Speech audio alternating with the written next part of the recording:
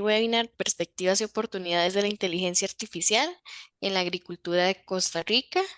Para este webinar contamos con la participación del doctor Werner Rodríguez Montero, profesor catedrático de la Escuela de Agronomía de la Facultad de Ciencias Agroalimentarias de la Universidad de Costa Rica.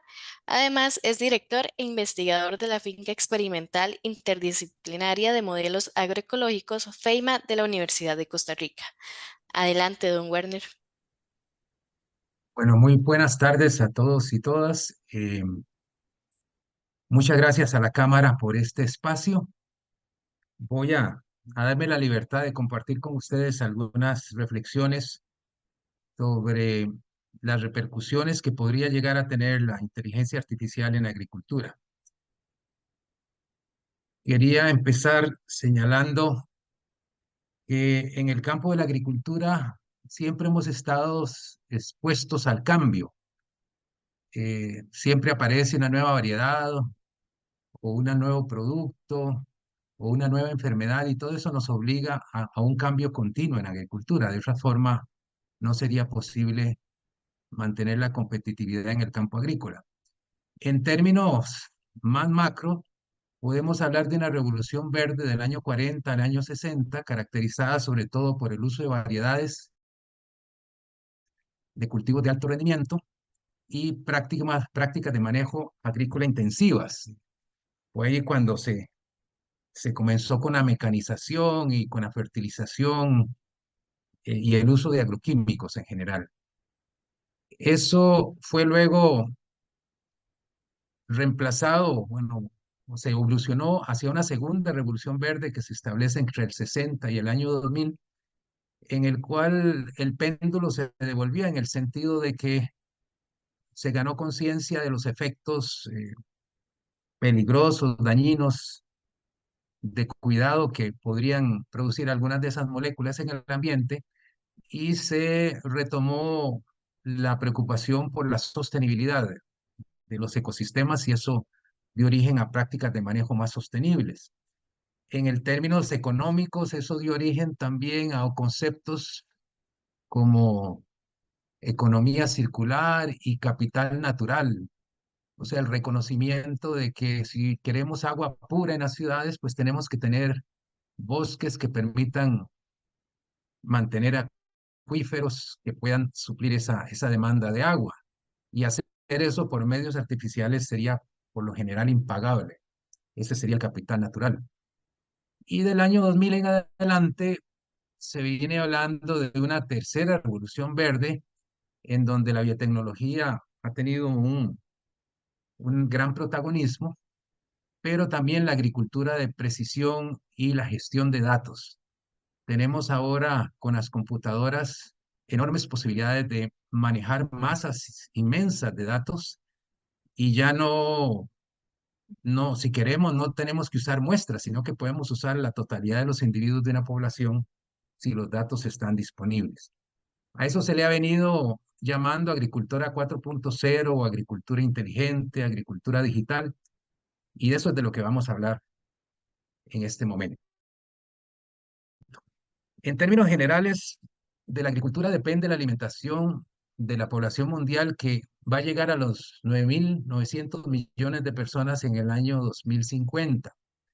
Esto a pesar de que, con excepción del continente africano, todas las otras partes del mundo muestran una tasa decreciente de reproducción de las poblaciones humanas.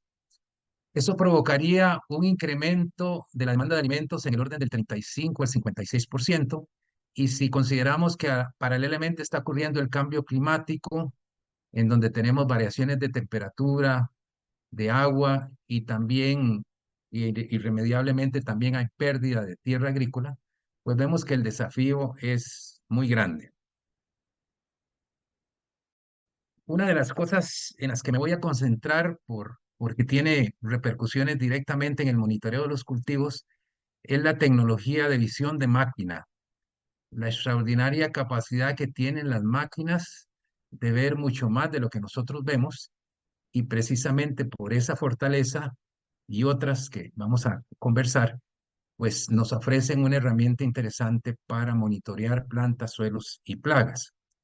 Eso tiene que ver con este tipo de instrumento que llamamos espectroradiómetro, que es capaz de partir la luz en bandas de 1 nanómetro, si quisiéramos, ¿no? Un nanómetro es 1 por 10⁻⁹ metros, una medida muy, muy pequeña.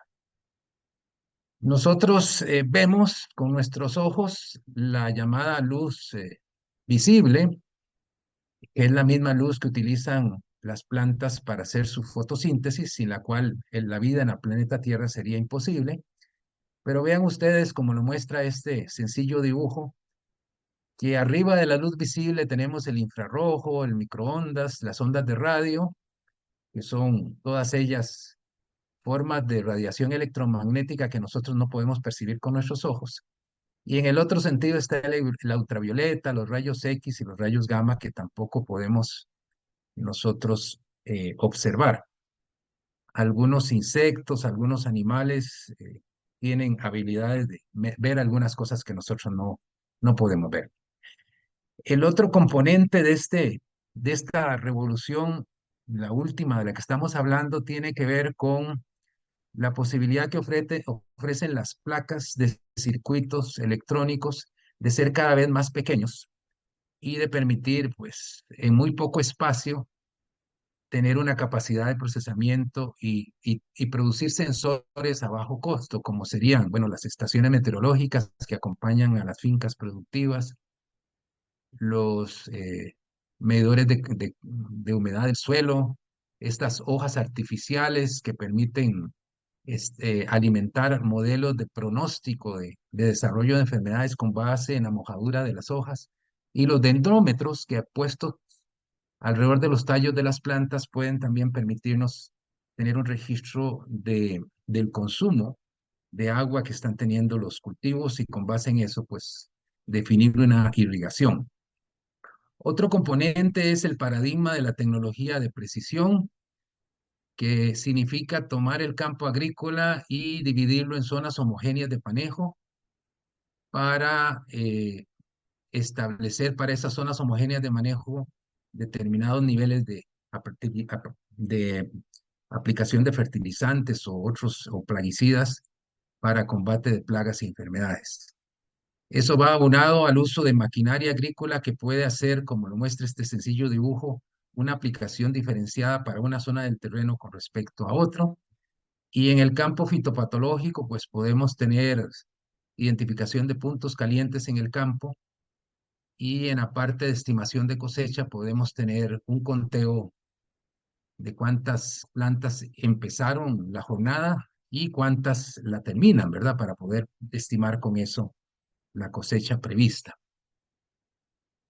Otro elemento que se une a eso son las GPS, ¿verdad? Y los sistemas de información geográfica que permiten analizar, ordenar y plasmar en mapas información geoespacial, como este mapa que prescribe fertilización más, más alta en las zonas rojas, media en las amarillas y casi no se fertiliza en las verdes.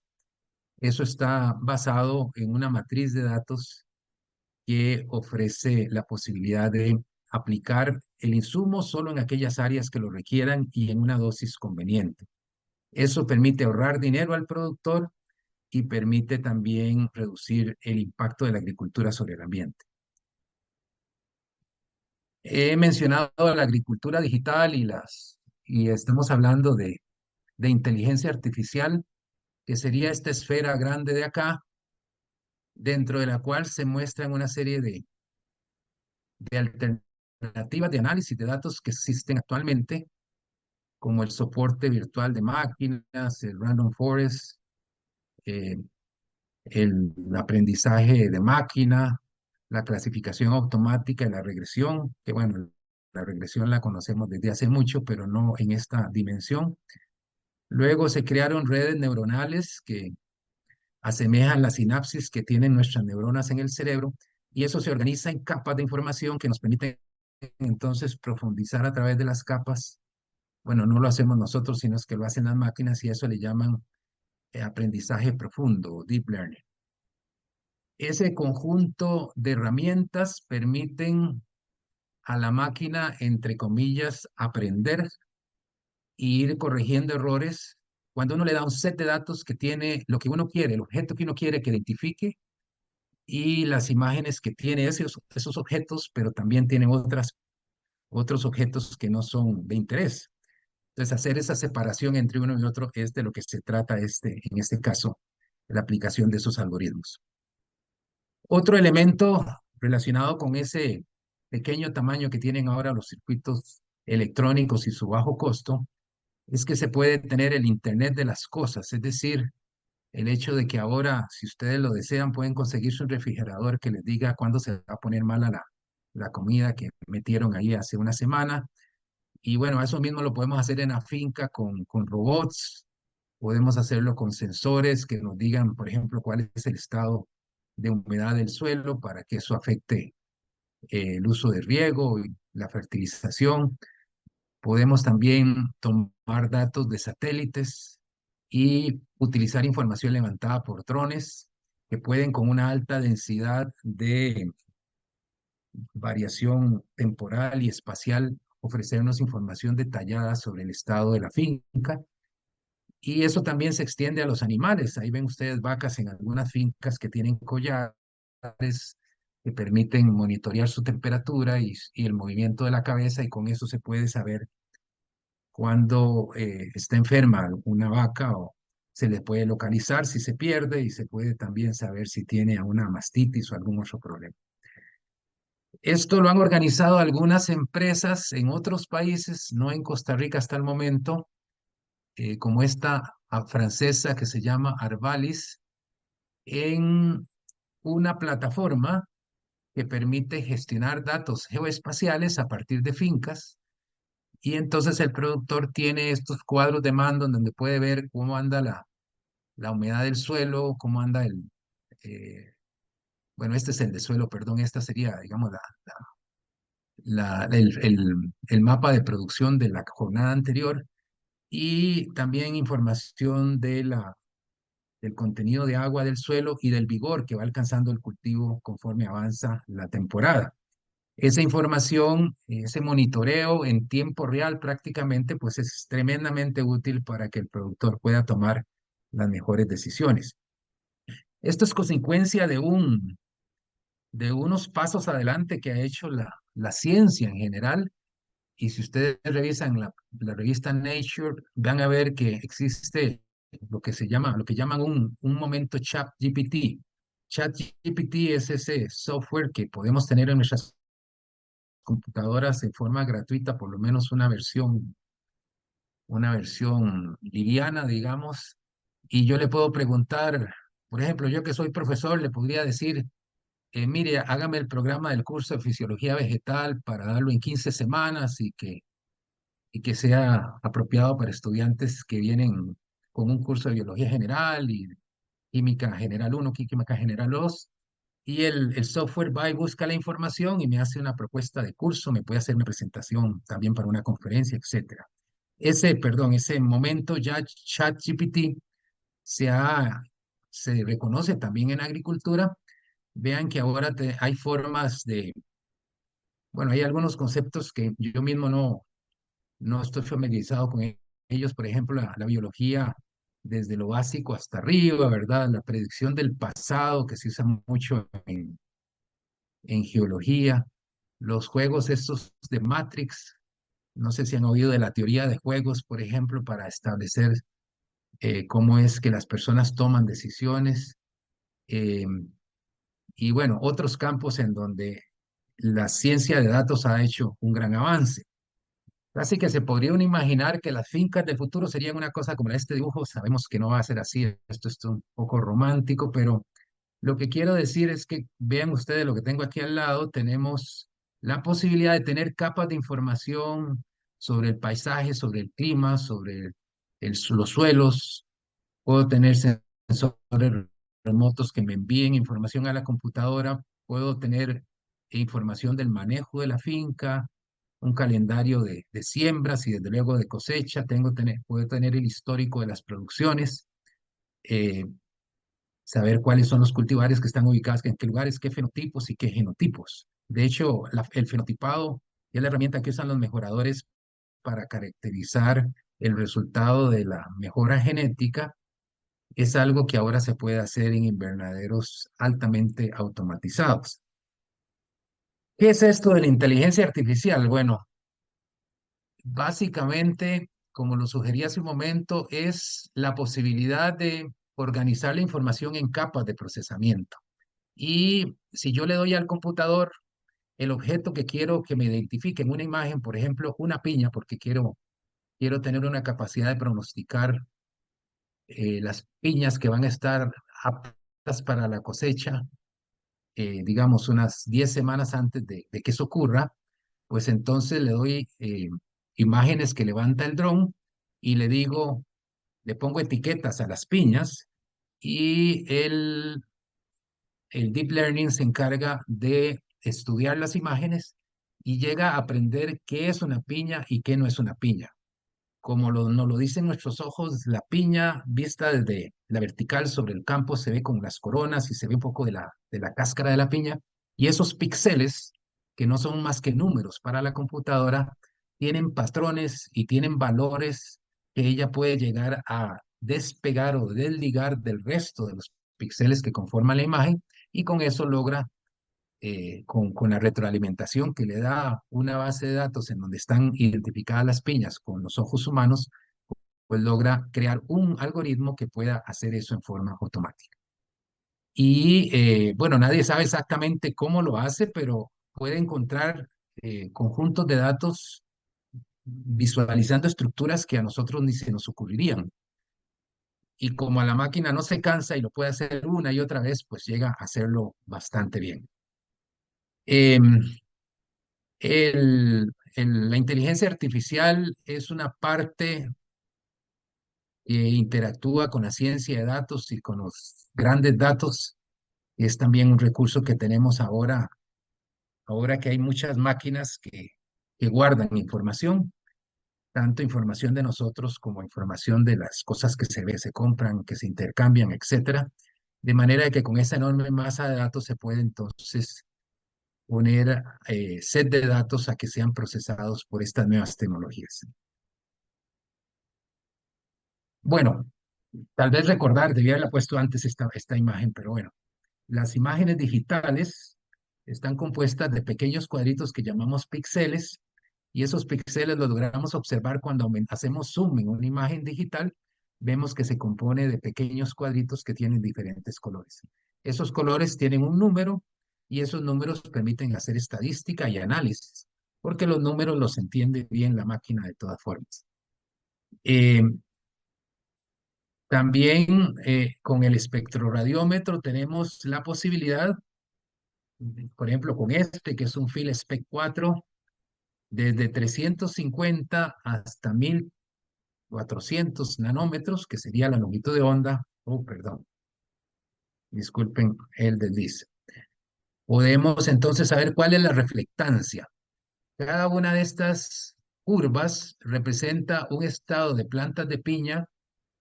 Por ejemplo, vean que la verde es una que tiene muy buen aspecto, se le considera el testigo, es una planta sana. En cambio, esta que es de un color como fucsia, tiene fusarium, eh, una planta madre de piña con fusarium, y aquí tiene fusarium severo la roja, que me parece que es esta, la verde que es el testigo está más arriba.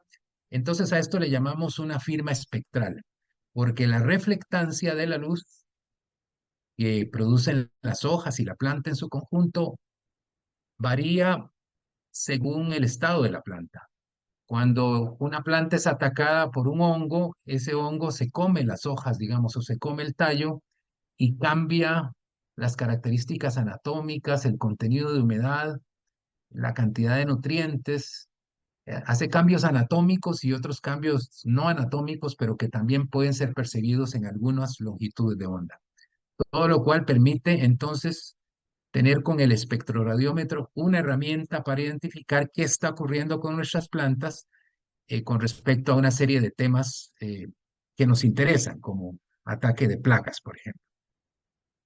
Este fue una tesis de Natalie Castro del 2017. Ella comparó plantas que tenían un aceite vegetal como protectante para evitar la quema de sol, que sería la línea roja, y el testigo que no tenía ningún tipo de protectante. Vean ustedes que el espectro, la reflectancia es diferente. La, el testigo que no tenía el protectante, pues reflejaba mal la luz. Y aquí donde tenemos estos asteriscos, hubo diferencias significativas entre las dos curvas. De manera de que por ahí podríamos crear una cámara que nos mida o que sea sensible a esta longitud de onda y tendríamos una forma de identificar plantas que están demasiado calientes y plantas que están más frescas.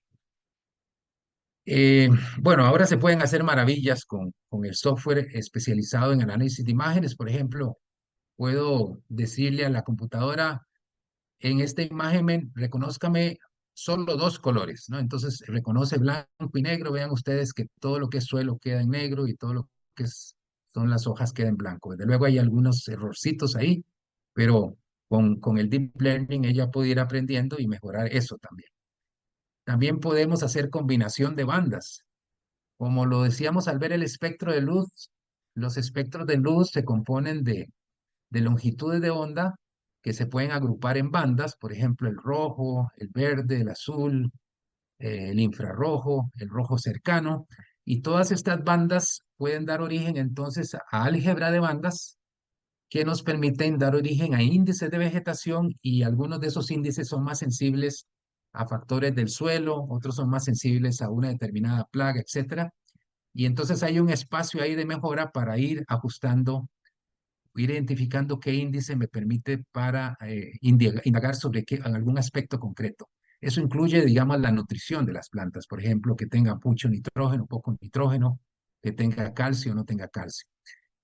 También yo le puedo decir al software, mire, estos partes es un área que quiero que me distinga. Vean que aquí señalé yo las áreas, le di una muestra al software de áreas que son suelo y él me creó esta imagen automáticamente en donde me distingue las plantas del suelo. Lo mismo podríamos hacer de plantas enfermas contra plantas no enfermas y todo eso en forma automática. Estos son lotes de piña, así los vemos nosotros con nuestros ojos y así los ve una cámara RGB. Este es el infrarrojo. Vean ustedes que los caminos se ven mucho más calientes que las plantas, pero bueno, a esta escala no se logra ver. Algunas plantas son más calientes que otras, así que aquí, bueno, todo se ve azul, pero no es así en la realidad.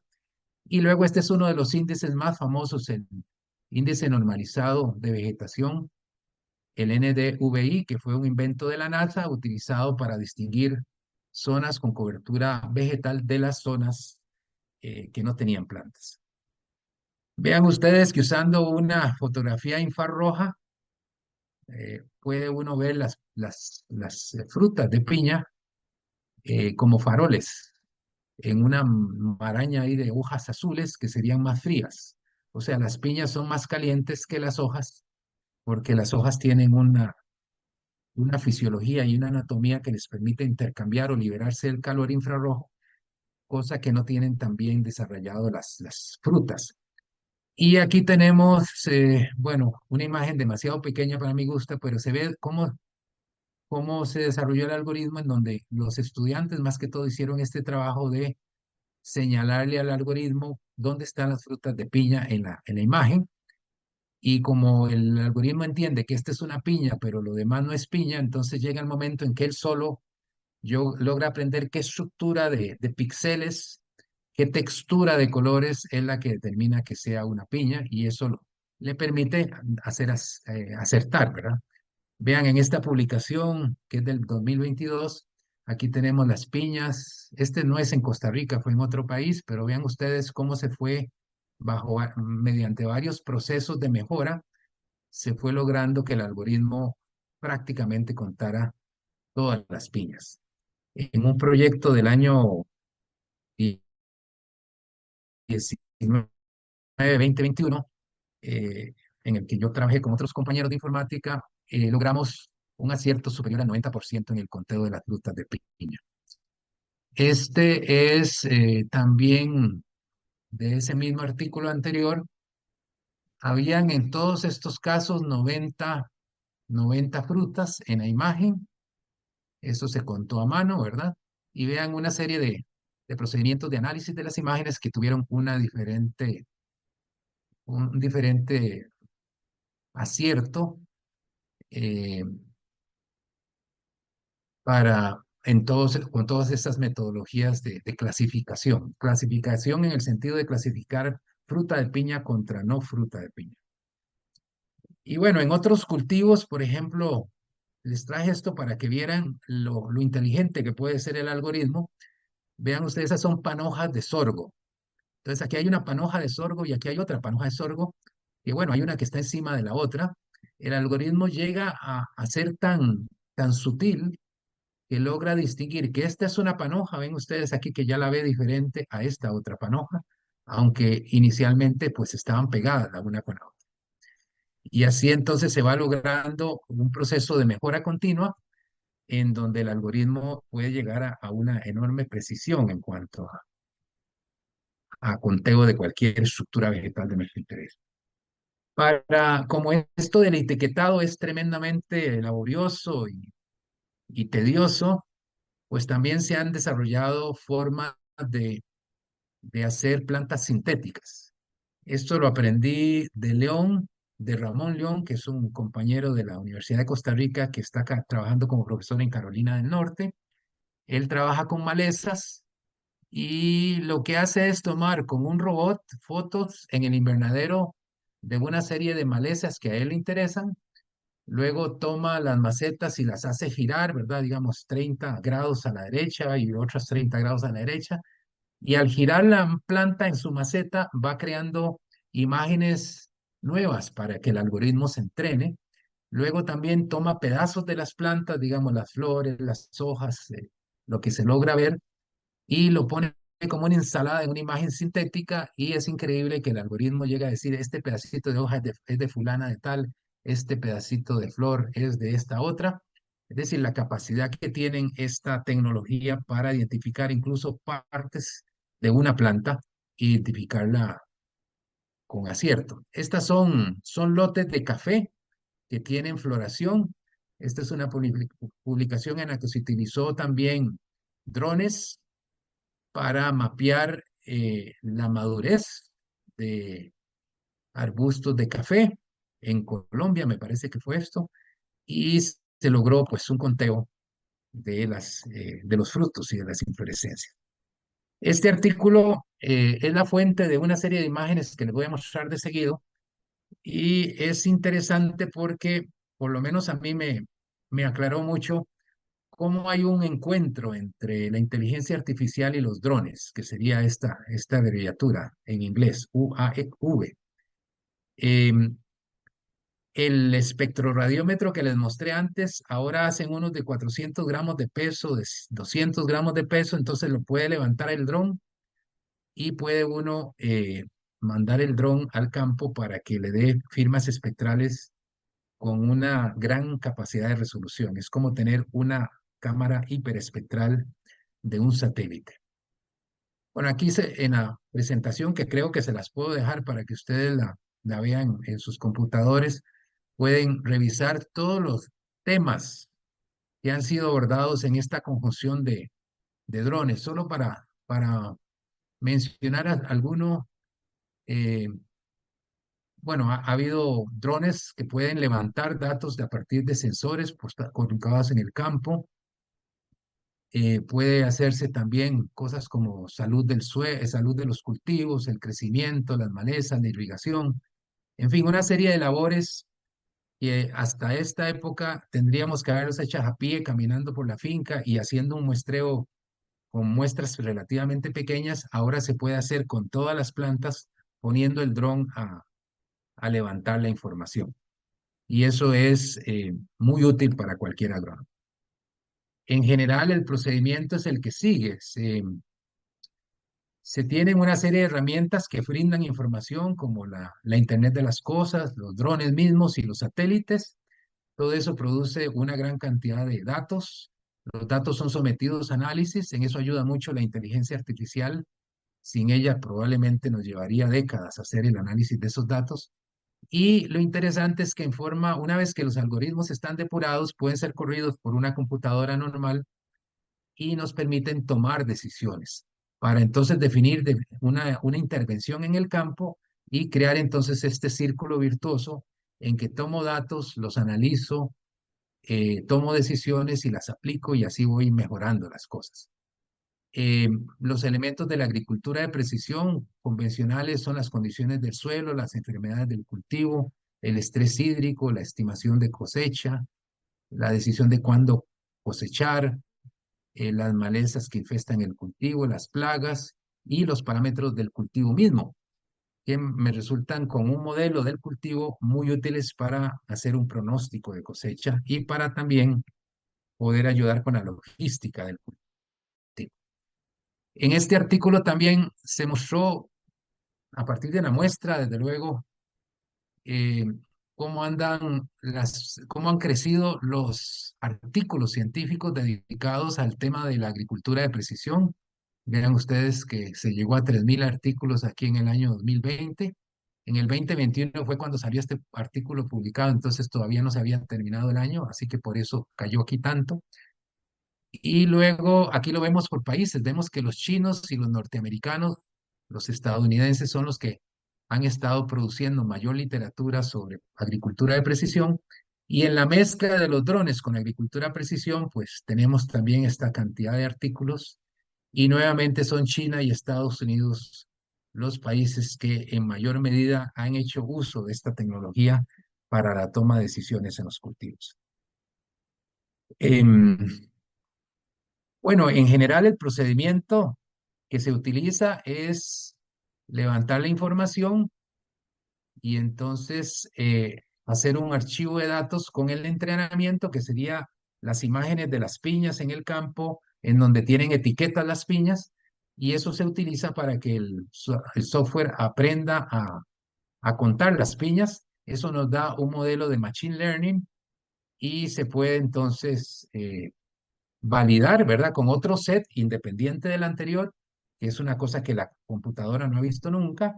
Le ponemos unas imágenes frescas diferentes a las que la utilizó ella para entrenarse y es ahí donde calculamos qué tan buena salió el procedimiento. Así es como se valida. Bueno, eso se puede hacer para muchísimas cosas. Aquí se muestra un caso em, de enfermedades en hojas, de foliación. Y aquí, esto es visión máquina también. Hay cosechadoras que pueden reconocer cuando la fruta está lista y la va y la arranca, ¿verdad? Eso en lugares en donde la mano de obra es muy alta, muy cara, pues es una alternativa.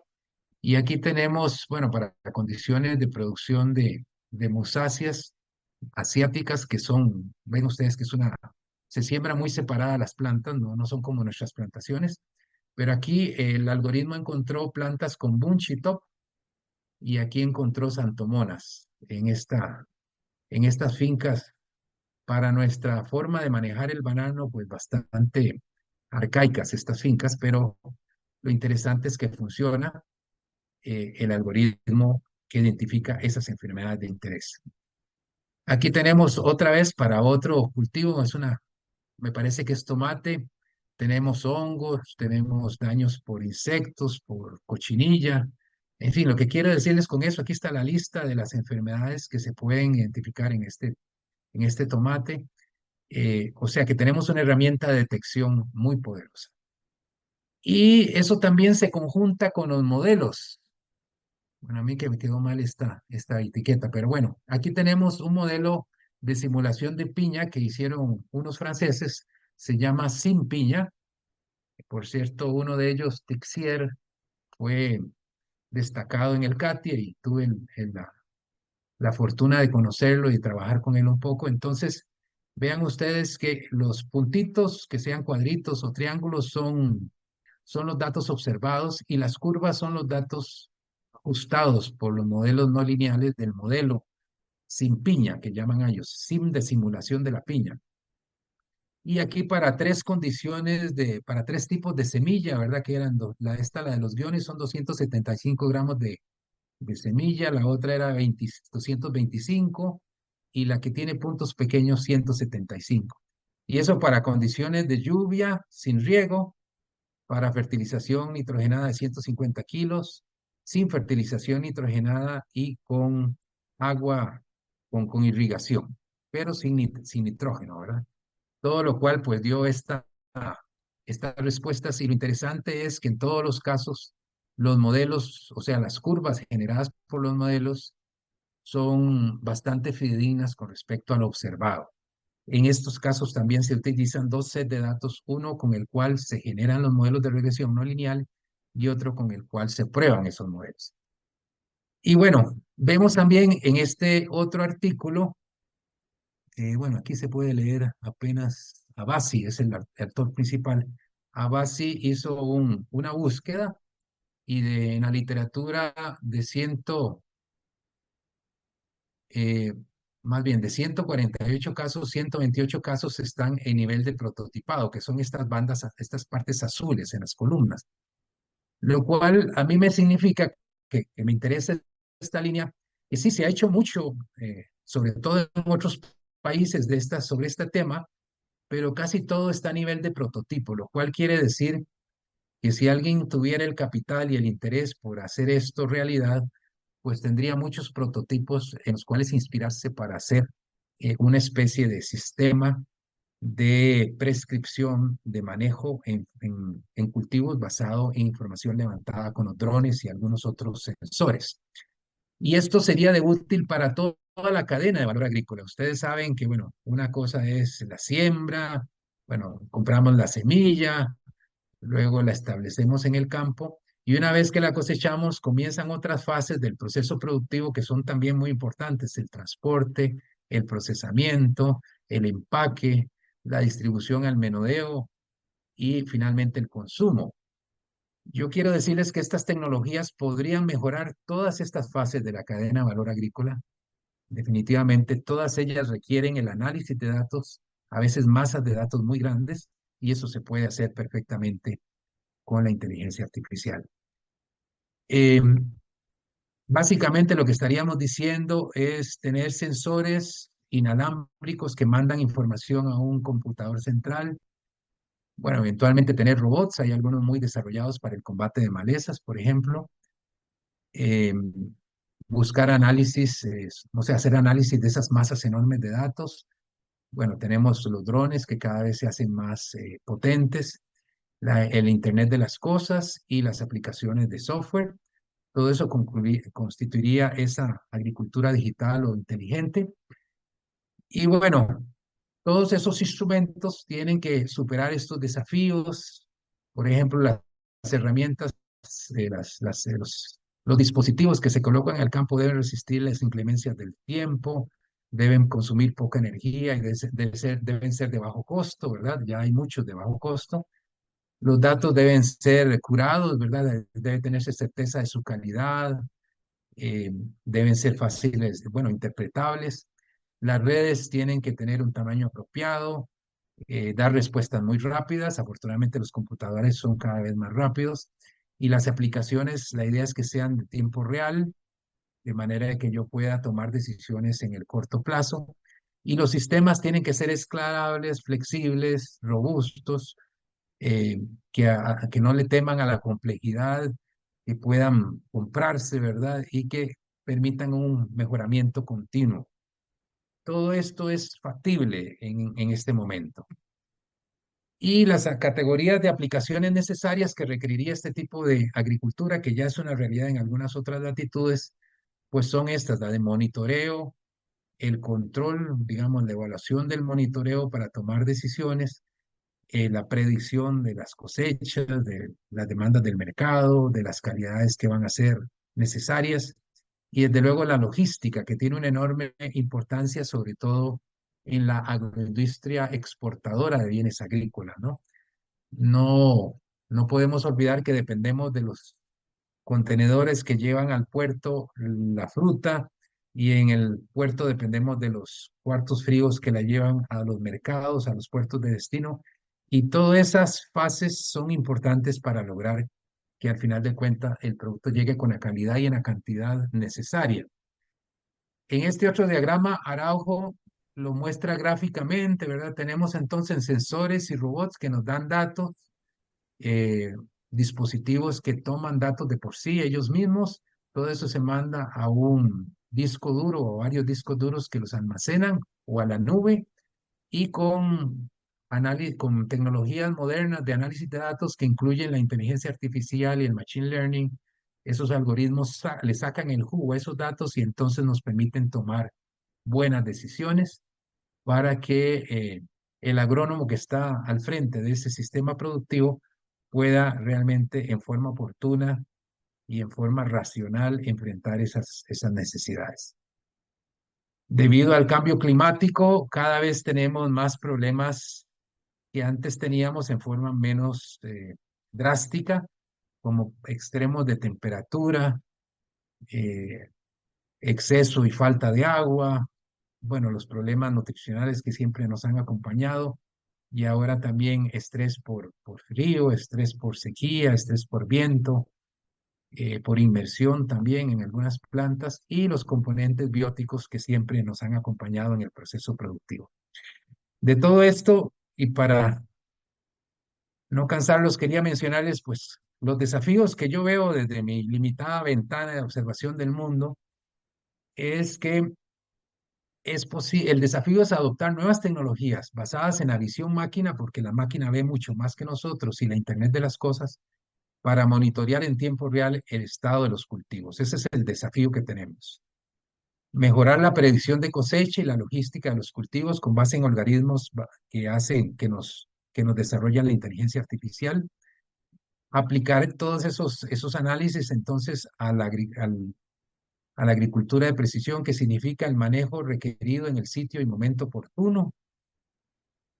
Descarbonizar la agricultura costarricense de la mano de la agricultura de precisión, porque ahí vamos a ganar en eficiencia, vamos a evitar desperdicios y también podemos utilizar herramientas de la agroecología como el uso de coberturas, como incremento de la materia orgánica de los suelos para independizarnos un poco de los fertilizantes, etcétera. Y bueno, a lo que yo le veo futuro es a plataformas que analizan la información, quizás levantadas por los drones que tienen los productores o alguna otra empresa que presta el servicio de levantar imágenes. Esa información se sube a la nube y ahí en una plataforma como las que ya existen en Estados Unidos y en Europa, se hacen entonces los mapas de prescripción para que el agricultor los aplique. Y también con la existencia de modelos de simulación de los cultivos como el sin piña que les mostré ahí de los franceses, se puede entonces identificar cuellos de botella del sistema productivo y mejorar la logística de los cultivos. Por ejemplo, cosechar a tiempo y saber que el compromiso adquirido en un contrato de uso de espacio en un barco, por ejemplo, lo que llaman flete, no se va a convertir en un flete falso, es decir, en un espacio que se paga porque se creyó que se ocupaba y luego no se ocupa, o un espacio que no se compró a los 3 meses antes de la cosecha, pero que luego hay que vender la producción en el mercado nacional porque no se puede exportar, porque no hay cómo transportarla. Entonces, eso crea la oportunidad de que combinaciones de disciplinas como agrónomos con informáticos, principalmente puedan dar origen a nuevas empresas de hardware y software que puedan lograr ese mejoramiento sustancial del manejo agrícola en las zonas tropicales del mundo. O sea, son empresas que tendrían como mercado de trabajo no solo Costa Rica, sino toda la zona tropical del mundo. Podrían extenderse a las zonas templadas también, pero digamos, para no abarcar demasiado, digamos que las zonas tropicales, eso sería posible. Y todo eso llevaría a un incremento de la productividad agrícola, que es la única alternativa que nos queda, porque siempre vamos a tener menos suelos con capacidad productiva. La tierra buena cada vez se cubre más de ciudades, de asfalto, de cemento, y además la que se está usando en agricultura se erosiona por mal manejo y tenemos más población que alimentar. Entonces, la única forma de enfrentar eso es con un incremento de la productividad. Y todas estas herramientas nos permiten aumentar la productividad. Y también se generarían buenos salarios para las personas que se dedican a la captura, al análisis y la interpretación de los datos agrícolas, con el propósito de hacer recomendaciones inteligentes a los productores para que manejen sus cultivos. Bueno, de mi parte, eso sería lo que les había preparado y con mucho gusto podemos abrir un espacio, si es posible, para que ustedes planteen cualquier inquietud que tengan a bien. Muchas gracias por su atención. Perfecto, don Werner, muchas gracias. Sí, tenemos varias consultas en el chat. Voy a leerlas. Dice don Matías Chávez, don Werner, ¿cómo cree que la adaptación tecnológica debe implementarse en los productores y agricultores? Bueno, yo diría que hay que dimensionar o categorizar los productores que tienen los recursos de aquellos que no los tienen. En el caso de los que tienen los recursos, pues yo lo que me imagino es que lo que tendría sentido es que así como ha ocurrido en otros países, se desarrollen empresas que contra un pago por hectárea de cultivo brindan el servicio de analizar la información y enviar las prescripciones, los mapas de prescripción a las fincas. En el caso de otros productores, digamos que no tienen esa solvencia económica, pues lo que habría que hacer es crear un sistema público de manejo de información. En la Facultad de Agronomía, por cierto, hace ya años, uno de nuestros decanos planteó una unidad, bueno, le llamó UCAGRO, Unidad de Conocimiento Agrícola, y la llamaba. Esa unidad de conocimiento agrícola tenía la función de, con base en la información del suelo y del clima, eh, dar información útil a los agricultores en general, sobre todo, por ejemplo, cuándo va a llover, cómo anda la probabilidad de lluvia o de sequía y de cambios estos drásticos de temperatura. Eso se puede ampliar con algunos tipos de organizaciones cooperativistas, en donde la Universidad de Costa Rica, por ejemplo, ha trabajado con Cope Victoria, con Cope Palma también, en cosas como identificación de la flecha seca en Palma, por ejemplo. Ahí ya hay experiencia acumulada. Y este enfoque de la agricultura de precisión se podría, con base en índices de vegetación, el Centro de Investigaciones Agronómicas de la Universidad de Costa Rica, por ejemplo, ha encontrado índices de vegetación que le permiten a uno saber dónde hay deficiencias de calcio, dónde hay de potasio, dónde hay de nitrógeno en banano, por ejemplo, y entonces con base en esa información se pueden facilitar ese tipo de herramientas. También hay una compatibilidad de esta tecnología con en los servicios de extensión agrícola, es decir, esa extensión agrícola que está tan desdeñada, tan desdibujada, se podría tomar un nuevo aliento con un sistema de esta naturaleza en donde un computador recibe consultas de los agricultores y un sistema de inteligencia artificial les devuelve ideas, soluciones, recomendaciones. Todo eso alimentado con conocimiento experto, ¿verdad? Y con un sistema de información geoespacial. O sea, eso yo creo que no es un sueño inalcanzable en estos momentos y que podemos lograrlo en las próximas décadas. Gracias. Don Werner, también nos consulta doña Gabriela Lobo, si el café tiene sombra, el dron da buenas respuestas sobre las plantas o frutos. Em, bueno, yo vengo conociendo los drones desde hace ya como 15 años, ¿verdad? Y he notado una curva de mejoramiento de la capacidad de las cámaras que levantan los drones. O sea, si un cafetal tiene árboles y estos árboles, bueno, por ejemplo, no hace un par de semanas estuve volando un dron en la tesis de un estudiante allá en Turrialba. El árbol más alto creo que tenía como 26 metros de altura. Si volamos, hay drones que no chocan con los árboles, ¿verdad? Es cuestión de que sea de los más recientes. Uno les puede decir, aquí hay un árbol y entonces ellos evitan ese árbol, digamos. Eso no es, obviamente es bueno, toma un poco de tiempo indicarle dónde están los árboles, pero también lo podemos hacer. Pero yo veo más bien que el futuro es el que yo con un dron puedo volar a 100 metros de altura y si la cámara es potente, puedo volar con una batería de 25 Ok. minutos, 35 hectáreas. Entonces puedo tener 35 hectáreas observadas palmo a palmo en 25 minutos, que se lo puedo dar entonces al software para que analice eso y me dé alguna información valiosa.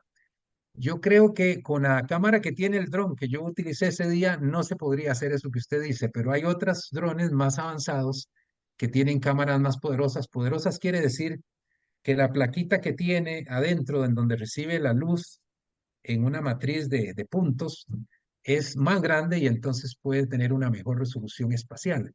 Con esas cámaras más modernas sí se podría eventualmente ver detalles como el que usted señala en el caso del café. Don Werner, doña Maylen Rojas tiene una consulta, entonces le voy a ceder la palabra a ella. Correcto. Buenas tardes, don Werner, ¿me escucha? Sí, le escucho fuerte y claro, gracias. Muchas gracias. No, don Werner, yo creo que uno de los principales desafíos que hemos estado enfrentando los productores con relación a estos temas de tecnología es que realmente, digamos, hay que tropicalizar varias de las herramientas, como usted menciona, digamos, por ejemplo, en el caso nuestro somos productores de plantas ornamentales y trabajamos mucho en ambientes controlados, invernaderos y áreas de sarán. Entonces, sí hemos tenido ese problema, ¿verdad? Con el uso de drones en estas áreas aún. Y ahí es donde yo veía también, por ejemplo, nosotros estamos ubicados en la zona occidental, donde digamos que el relieve no es tan plano, ¿verdad? Tenemos zonas un poco más laderosas y demás, entonces a veces también yo soñaría, ¿verdad? Y la pregunta va por ahí, ¿cómo podemos lograr que en este caso la Universidad de Costa Rica pudiera generar alguna integrabilidad en relación a estos temas? Y me imagino que habría que tocar escuelas como, bueno, la parte de informática, la gente de mecánica, para generar estos drones o estas herramientas que nos permitan y nos ayuden a trabajar, porque el tema de la mano de obra agrícola, pues sigue siendo cada vez menos las personas que trabajan en el agro y seguimos teniendo mucha demanda de muchas labores. Entonces, realmente la automatización y el uso de estas tecnologías es muy relevante. Sin embargo, sentimos que a veces cuesta mucho armonizar, integrar a todas estas variables, no solo la parte del software, la parte agronómica, la parte mecánica, ¿verdad? Para lograr esta integración. ¿Usted considera que es posible de parte de la Universidad de Costa Rica generar algún proyecto en este sentido, digamos, donde podamos integrar a esas escuelas y realmente generar un apoyo a la agricultura que actualmente está en grave peligro, ¿verdad? Especialmente lo que son los sectores agroexportadores. Quisiera saber Sí, lo que usted considera al respecto. bueno, yo tengo experiencia sobre todo con el uso de drones porque, bueno, es un juguete bonito, ¿verdad?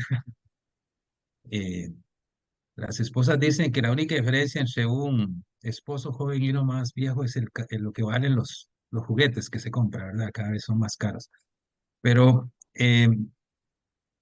sin embargo, claro, cuando se pone una barrera como la que usted dice, Sarán o algún ambiente protegido, bueno, ahí se cierran algunas posibilidades, pero se abren otras. Por ejemplo, la Fabio Baurit ha trabajado varios años y me parece que ya la tiene a punto un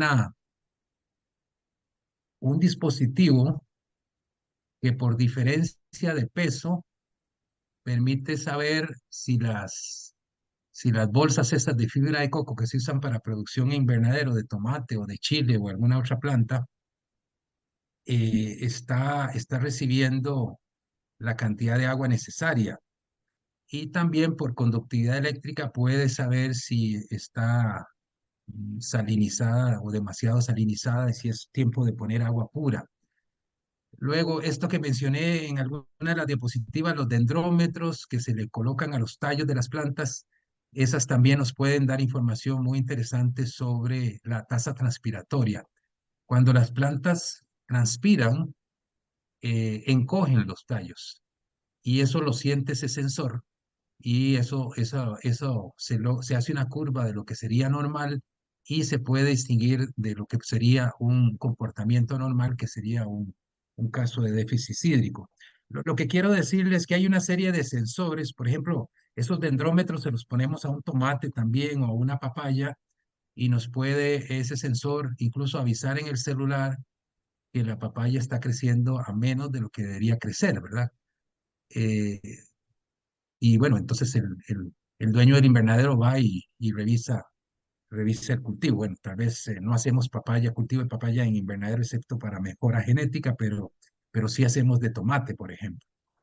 Entonces, sí, tal vez en esas condiciones protegidas, pues lo del dron se dificultaría, pero eso no impide que hayan otros sensores que permitan también tomar buenas decisiones debajo de ese sarán con base en instrumentos que nos ayudarían a hacerlo. Ahora, lo que usted me pregunta es muy difícil. Viera qué difícil que es poner a la gente a trabajar en conjunto. Sin embargo, bueno, en la sede del Atlántico lo estamos logrando. Tenemos profesores de informática trabajando con agrónomos y gracias a eso es que yo he podido desarrollar algunas de estas cosas. Eh, Tenemos un solo doctor en Machine Learning y algunos que tienen otros grados, pero creo que con los dedos de una mano, o sea, incluso metiendo al tecnológico y a la UNA, no tenemos muchas personas que sepan de Machine Learning. Entonces hay una enorme demanda y muy poco recurso humano. Sin embargo, se están enviando a estudiar más personas en esta línea porque todo este campo de la inteligencia artificial y de el análisis de grandes masas de datos son importantísimas. Yo presenté ahí una imagen de Waldemar Rodríguez. Waldemar Rodríguez, que es de informática y de matemática, creó un algoritmo para detectar fraudes en tarjetas. Y eso le permitió inscribir una patente y bueno, ganar dinero con ese algoritmo. Es decir, en esto hay mucho espacio para generar riqueza, creo yo. Pero sí, usted tiene razón, tenemos que ponernos de acuerdo. Yo creo que es, bueno, una organización como la Cámara Nacional de Agricultura, ojalá invitara alguna vez al rector o al vicerrector de investigación y bueno, ustedes como Cámara pueden presentar solicitudes, ¿verdad? Se pueden también, bueno, se supone que las universidades públicas tenemos la obligación de responder a los problemas de la sociedad, ¿verdad? Y yo creo que si no hay comunicación, pues es difícil lograrlo. Debería haber y presión también, ¿verdad? Pero yo creo que ciertamente la Universidad de Costa Rica, que es la que mejor conozco, y bueno, y también tengo personas conocidas en otras universidades públicas, y hay una capacidad instalada en recursos humanos y instrumentación que está subutilizada y que bien harían ustedes como organización en hacer alguna presión para tratar de que se atiendan algunos problemas que son de interés de ustedes y que seguramente podrían meterse en el marco de algún proyecto, alguna iniciativa incluso conjunta entre la Cámara o productores con la universidad. Nos hace mucho daño también el montón de obstáculos que existen para poder hacer relaciones con el sector privado, ¿verdad? Aunque teóricamente eso fue resuelto por la ley de fortalecimiento de la ciencia y la tecnología en los años 70 del siglo pasado, la verdad es que en la práctica sigue siendo muy engorroso, muy difícil y cada vez hay más cantidad de papeleos y cosas que hacer. O sea, yo eso a mí me ha dejado exhausto muchas veces los procesos y he quedado con poco entusiasmo para seguir por ese camino. Sin embargo, ese es el camino porque si no hay una sociedad que pone los puntos sobre las íes y que reclama por determinados servicios, pues tampoco los que somos funcionarios públicos vamos a responder a estas necesidades, ¿verdad? Se requiere que exista una demanda clara y fuerte. Y yo creo, como usted lo dice, los políticos no se dan cuenta, o si se dan cuenta, tal vez no le dan la importancia que merece la enorme cantidad de personas que directa o indirectamente viven de la agricultura y el enorme valor cultural y de estabilidad política que representa un área rural próspera, ¿verdad? Una área rural próspera como la que yo percibo que existe en la zona de Los Santos, por ejemplo, que es un lugar que me gusta mucho visitar. Es una zona en donde los jóvenes no se van del sitio, se quedan ahí y mejoran con su know-how, con sus profesiones, con su conocimiento ganado en las universidades, esos sistemas de producción de café, por ejemplo, y algunos otros que tienen. Y eso, esa es la forma de mantener la estabilidad política del país. O sea, eh, sin riqueza no, y distribución de riqueza no veo yo que haya posibilidad de que ningún sistema político y económico sea sostenible. Entonces, lo que usted apunta es vital. O sea, ¿cómo hacemos en este mundo cada vez más globalizado y más competitivo para lograr que la competitividad costarricense, a pesar de todos los costos que tengamos, siga prevaleciendo y logre un nicho de mercado suficientemente grande para que nos dé para vivir durante muchos años? Es decir, comparto su preocupación plenamente. Muchas gracias, don Werner.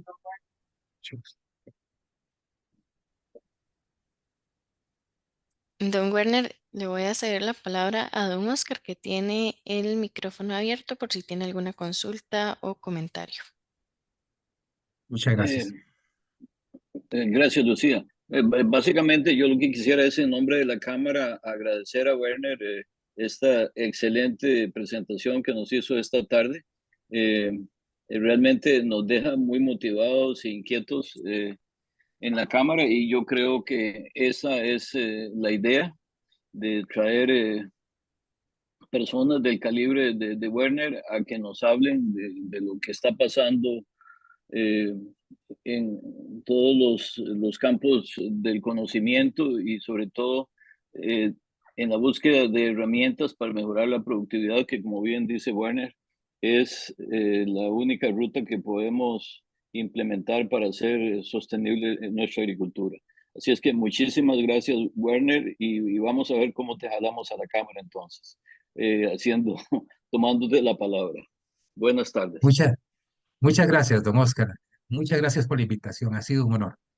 Don Werner, y para cerrar este webinar, don Jarlin Solórzano tiene una consulta que dice así: desde tu experiencia, ¿es muy costoso la inversión en sensores, dispositivos, software para recopilar y analizar datos para pequeñas y medianas empresas? Eh, bueno, en una reunión en París, me acuerdo ya hace muchos años, bueno, hace más de 20 años fue eso, eh, un investigador francés de estos del, ¿cómo se llama? El IRAR, CIRAT, Sirat. mostró cómo, CIRAT, sí, correcto, mostró un radiómetro lineal para determinar luz fotosintéticamente activa no interceptada debajo del cultivo, y él dijo que le costaba, creo que $250. Ese mismo radiómetro estaba costando de marca, ¿verdad? Por encima de $2.000 en aquel tiempo, dólares de hace 20 años, ¿verdad? Ahora, hemos experimentado con el advenimiento de la economía china en el mundo, tendría yo que decirlo, porque los chinos son especialistas en hacer las cosas baratas. Y yo veo, y eso tal vez lo debía haber plasmado, bueno, yo puse en las, ¿cómo se llama? Las perspectivas o mi visión de futuro sobre esto, que podrían o deberían crearse pequeñas empresas de agrónomos con informáticos, que me parece que es una combinación virtuosa, que hagan hardware y software. Por ejemplo, eso que yo, el dendrómetro que es como ponerle una faja al tallo de la planta, eso con resistencia al paso de la electricidad, y con un poquito de flexibilidad, esa banda se ensancha y se recoge, ¿verdad? Se recoge en las noches y perdón, se recoge en el día y se ensancha un poquito en las noches por la tasa transpiratoria que pasa por ese tallo. Son instrumentos que son tremendamente sencillos y tremendamente útiles. Yo creo plenamente que cualquier muchacho de esos de electrónica que se gradúan en el TEC podría hacer eso y mucho más eh, para producir instrumentos de bajo costo. Yo veo con alegría que los costos de los instrumentos van para abajo en general. La capacidad cada vez de las computadoras es más alta y el precio se mantiene o baja ligeramente. Entonces yo creo que con una visión de 20 años, una cosa así, muchas de esas cosas, la idea es que las sustituyamos, o sea, que no las importemos, sino que las hagamos con recursos humanos y materiales nacionales, o bueno, con conocimiento nacional. Y en ese caso, el costo de los sensores sería muy bajo. Y eso me hace decir también que la gracia no está en los sensores, aunque los sensores es parte del negocio. Yo creo que la gracia está en la interpretación de los datos que permiten acumular los sensores en las computadoras. O sea, lo más difícil de esto es interpretar eso y hacer los mapas de prescripción para que el agricultor tenga una guía, una orientación de cómo enfrentar los problemas que tiene todos los días en su finca. Esa es el espacio que yo quisiera que ganaran muchos agrónomos del futuro con empresas en donde a nivel de todas las áreas tropicales puedan prestar servicios como ya los prestan de por sí en cultivos que han sido señeros en Costa Rica, como la piña, como el banano, como el café, en fin, en otro tiempo la nuez es esta, la macadamia, etcétera, ¿verdad? Es decir, el cacao. Uno encuentra costarricenses en muchas partes del mundo asesorando, digamos, a la antigua, pero se puede asesorar en la forma moderna también, ¿verdad? Eso, digamos, cada vez hay más dispositivos adecuados y baratos para hacer eso. Yo creo que tenemos que aprovechar el espacio que existe de tomar esa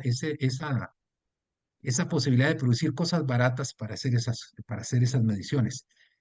Ya vendrán los chinos con algunas de esas cosas baratas, estoy seguro. Bueno, de hecho, los drones, los DJI, que son los que más se utilizan, son los más baratos. Imagínense en que un dron con una cámara multiespectral, ellos lo venden, bueno, no estoy haciendo de propaganda a nadie, pero nada más para que tengan una referencia, unos $13,000 cuesta el dron con la cámara y con el software. Y solo la cámara, con las cámaras que antes existían, antes de que ellos irrumpieran en el mercado, solo la cámara llegaba a veces a costar eso, unos $13,000. Y además había que conseguir el dron que costaba por lo menos unos $5,000, $6,000, y luego optimizar la conectividad entre el dron y la cámara, y bueno, que también ha sido un problema serio. Cuando uno compra la cámara de un proveedor y el dron de otro proveedor, casi siempre tiene un problema de compatibilidad. Entonces es mejor comprar todo en un mismo proveedor que ya lo haya optimizado. Pero bueno, sí, yo creo que hay una tendencia hacia la baja en ese tipo de sensores y esa es la oportunidad que yo quisiera que aprovecharan la industria que se puede hacer al calor de este movimiento de la agricultura.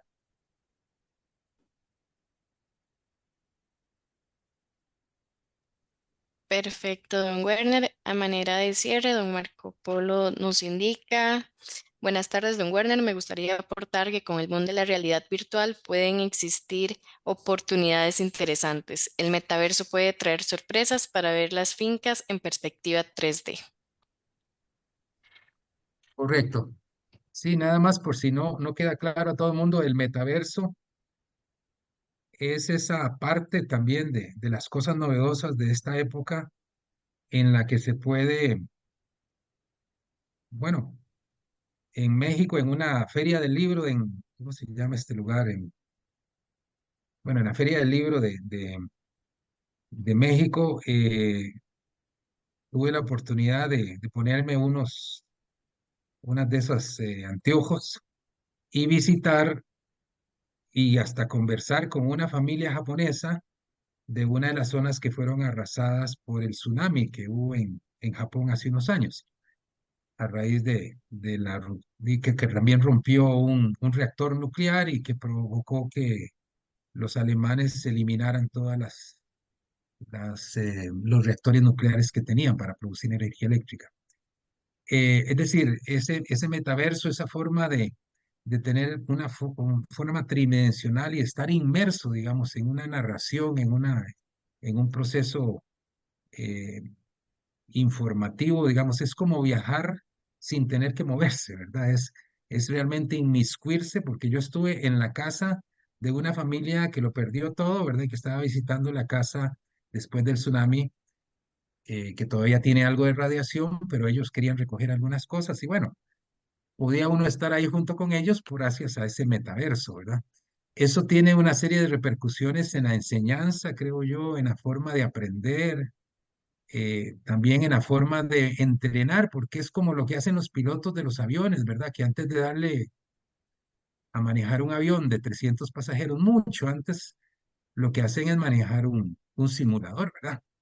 Si estrellan el avión con el simulador, jamás le dan el otro avión, el de verdad. Es decir, ese tipo de experiencias se pueden hacer con ese metaverso que este compañero señala. Gracias.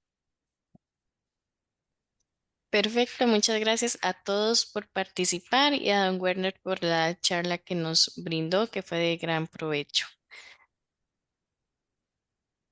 Bueno, muchísimas gracias, Sofía, y a todos los de la Cámara, muchas gracias, y al público también, gracias.